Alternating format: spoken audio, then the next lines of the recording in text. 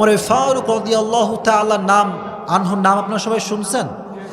ওমর ফারুক একদিন রাতের অন্ধকারে রাজ্যে বের হয়েছে অবস্থা পর্যবেক্ষণ করবার জন্য। গভীর অন্ধকার রাত।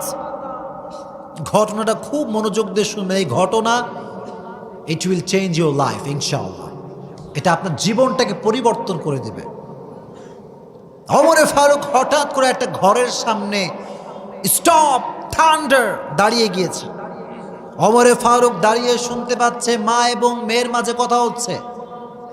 মা এবং মেয়ে কথা বলছে। মা ডাক দিয়ে মেয়েকে বলছে যে এই ওঠ, আমি গরুর দুধ নিয়ে আসছি, গাভীর দুধ নিয়ে আসছি, তোর কাজ খালি পানি মিশাবি। কি মিশাবি?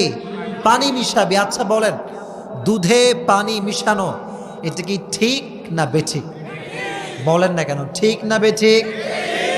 এবার মেয়ে ডাক দিয়ে বলছে মা শোনো, তুমি কি জানো না ওমর রাষ্ট্রের পক্ষ থেকে ফরমান জারি করেছে যে দেশের ভেতরে দুধের সঙ্গে পানি মিশানো চলবে?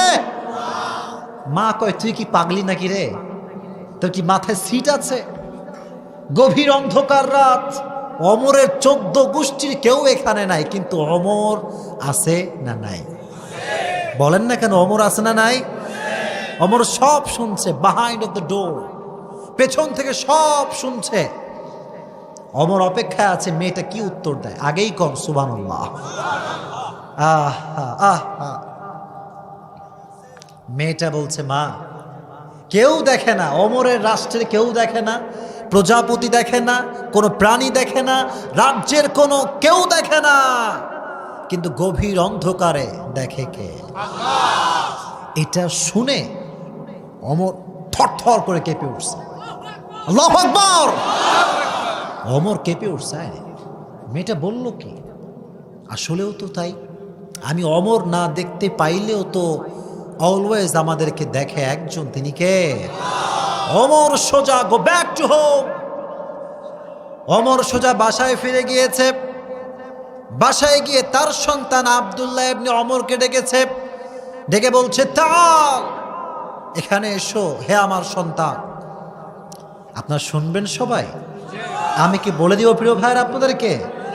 সন্তান যখন এসেছে, ওমর বলছে যে শোনো, গতকাল রাজ্যে যখন আমি প্রজাদেরকে অবজার্ভ করার জন্য বের হয়েছিলাম, আমি এমন একজন মেয়ের সন্ধান পেয়েছি, আমি ওমরের বয়স থাকলে আমি ওমর নিজেই সেই মেয়েকে বিয়ে করে ফেলতাম। সুবহানাল্লাহ।